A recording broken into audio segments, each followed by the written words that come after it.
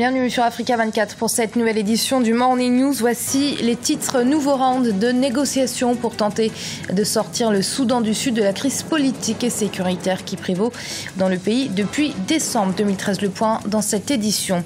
Et au Soudan, le président Omar el-Béchir s'engage à dynamiser l'économie nationale en déclin depuis de nombreuses années et clôture ce 5 juin en Afrique du Sud du Forum économique mondial pour le continent africain. L'occasion pour les participants d'explorer les moyens d'accélérer le développement économique de l'Afrique. Mais tout d'abord, avant de développer ces titres, c'est officiel, il n'y aura pas d'élection ce vendredi au Burundi. Rappelons que la communauté des États d'Afrique de l'Est, à l'issue d'un sommet consacré à la crise burundaise, a proposé le report d'1 mois et demi des élections.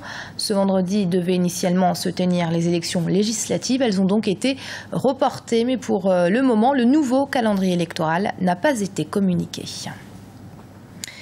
Reprise du dialogue au Soudan du Sud depuis décembre 2013. Les rebelles fidèles à l'ancien vice-président Riek Machar et l'armée loyaliste du président Salva Kiir s'affrontent, faisant des milliers de victimes et des millions de réfugiés. Alors que les cessez-le-feu conclus entre les deux parties sont régulièrement violés, cette reprise des négociations apparaît donc comme un nouvel espoir de parvenir à une paix durable. Ibrahima Dioumaba. Au Soudan du Sud, d'anciens détenus politiques arrêtés en 2013 lors de la crise du parti au pouvoir SPLM ont rencontré le président Salva Kiir dans le but de le réunifier. La rencontre a eu lieu dans la capitale Djouba en présence d'un groupe de facilitateurs africains conduit par le vice-président sud-africain Cyril Ramaphosa. Nous ne devrions pas jeter ces processus, d'autant plus important qu'ils cherchent à aller à la source réelle du problème où ils étaient en désaccord au sein du parti.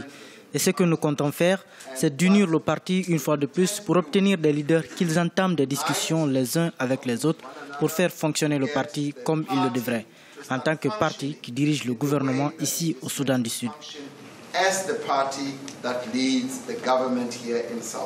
Depuis 2013, le Soudan du Sud est confronté à une crise politique à la suite du limogeage de l'ancien vice-président Riek Machar. 10 leaders politiques ont été arrêtés à l'époque. Ils vivaient en exil au Kenya. Ceux qui sont déjà rentrés depuis lundi à Djouba se disent préoccupés par la crise qui mine leur pays. Nous avons vraiment honte. Si vous voyez notre peuple, ce qui se passe aujourd'hui, la souffrance que nos populations endurent, en tant que leaders, nous ne pouvons pas vivre de cette façon. C'est un mauvais point pour nous en tant que dirigeants et nous prenons la responsabilité collective de tout ce qui arrive. Nous sommes heureux que la réunion que nous avons tenue aujourd'hui nous ait permis d'avancer, à savoir faire un pas en direction de la paix.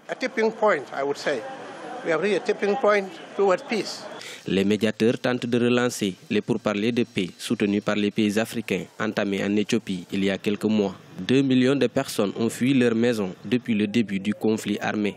Ils sont près de 34 420 civils à vivre dans des camps à travers le pays.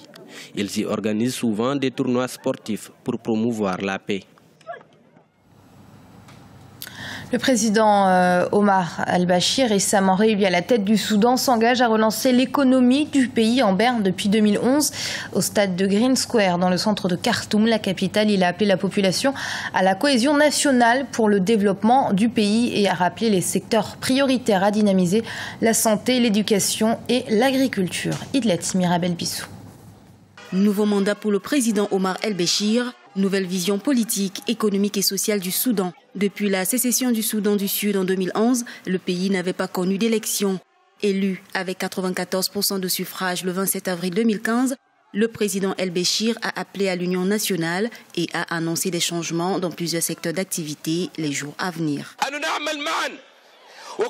Je promets de travailler avec tous les Soudanais pour mettre fin à la crise économique que vit le Soudan et aller de l'avant pour assurer une meilleure vie à tous les Soudanais. L'étape 2 concernera l'amélioration des services. La santé devra être améliorée, tout comme l'éducation. Le président Omar el-Béchir détient 323 sièges parlementaires sur les 426 que compte le Parlement. Il promet d'améliorer l'accès à l'eau et aux terres agricoles. Pour certains observateurs, régler les conflits et travailler sur les recettes pétrolières en baisse depuis la sécession du Soudan du Sud en 2011 sont des questions prioritaires. Je pense que c'est une bonne occasion de revoir le gouvernement et ses politiques pour l'avenir. Cependant, le message et le signal du discours du président El-Bachir, nous sentons qu'il appelle le peuple à plus de patience. Toutes les questions soudanaises sont liées à la paix, la guerre et la concorde nationale, qui sont des dossiers importants. Les prochains jours révéleront les tendances et les politiques actuelles du gouvernement en ce qui concerne les problèmes du pays. Sur le plan international, le président Omar El-Béchir est accusé par la Cour pénale internationale d'avoir orchestré le génocide et autres atrocités dans sa campagne visant à écraser une révolte dans la région du Darfour. Des accusations qu'il a rejetées en bloc. Dans le reste de l'actualité, le comité de politique monétaire de la Banque centrale des États d'Afrique de l'Ouest a recommandé aux pays de l'Union économique et monétaire ouest-africaine, l'UEMOA, de procéder à un rééquilibrage de leurs finances publiques, un rééquilibrage nécessaire et qui doit être en conformité avec les dispositions du pacte de convergence, de stabilité et de croissance qui a été adopté par l'espace UEMOA en janvier 2015. Écoutez à ce propos l'analyse du consultant bancaire Maïs Mouissi. Du comité monétaire de la Banque centrale des États de l'Afrique de l'Ouest intervient au moment où, sur les marchés internationaux, on observe des tensions, notamment sur les prix des matières premières. De fait, certains États au niveau de l'Afrique de l'Ouest ont quelques difficultés à respecter les critères de convergence, notamment en ce qui concerne le déficit des finances publiques. Il faut donc arriver à rétablir les équilibres par des politiques à la fois monétaires, donc incitées par la Banque centrale, mais des politiques également étatiques qui emmèneraient à réduire notamment tout ce qui est dépenses budgétaires non significatives, qui n'ont pas nécessairement un impact social fort, et réorganiser la façon dont les finances publiques et la dépense publique est orientée. Le Forum économique mondial pour l'Afrique a ouvert ses portes le 3 juin en Afrique du Sud et refermera ce vendredi 5. L'occasion d'évaluer les progrès du continent et de trouver des moyens d'accélérer son développement économique. Arwa Barkala. Réinventer l'avenir de l'Afrique, tel est le thème du Forum économique mondial sur l'Afrique, le FEM, qui se tient du 3 au 5 juin au Cap, en Afrique du Sud. Parmi les thématiques abordées durant les conférences inaugurales, l'esprit entrepreneurial des jeunes Africains, de nombreuses délégations ministérielles et de représentants de la société civile de plusieurs pays africains y sont attendus. Il s'agit notamment d'évaluer les progrès accomplis par l'Afrique et d'identifier les méthodologies innovantes dans le but d'accélérer une croissance inclusive pour un développement durable sur le continent. La chose la plus intéressante avec le Forum économique 2015, c'est l'occasion de pouvoir réfléchir sur les 15 dernières années et de prendre conscience de ce qui n'a pas marché durant ces 15 ans sur le continent. Cependant, il y a eu une énorme priorité donnée aux jeunes Africains et de nombreux programmes vont porter sur la jeunesse et l'entrepreneuriat des jeunes, ainsi que les défis qui attendent le continent au regard du chômage des jeunes. C'est l'opportunité de débattre de ces sujets en profondeur et c'est vraiment quelque chose qui m'intéresse vraiment. J'ai trouvé que c'était très instructif, car je suis venu ici avec des tas de questions et la plupart ont trouvé réponse. J'ai également trouvé plus de motivation à devenir entrepreneur et servir ma communauté. J'ai retenu que le succès ne tenait pas seulement au fait de devenir riche, mais qu'il faut faire la différence. Le FEM réunit également de nombreux dirigeants du monde des affaires, l'occasion pour les entrepreneurs d'exposer et d'échanger sur leurs projets d'avenir. Le continent africain attire un grand nombre d'investisseurs, créant ainsi un important besoin d'accompagnement financier. S'il vous plaît, prenez vos responsabilités. Et si vous avez des ambitions politiques, faites-le savoir et nous trouverons les moyens de vous soutenir. Si vous voulez être entrepreneur, pareil. Mais soyez organisés et pas seulement organisés.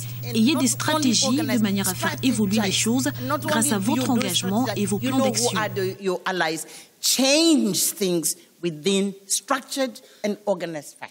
Entre autres problématiques, y sont mis en lumière les facteurs nécessaires pour garantir la compétitivité du continent sur le marché mondial. En Afrique subsaharienne, les investissements directs étrangers ont été en hausse de 4,7% en 2014.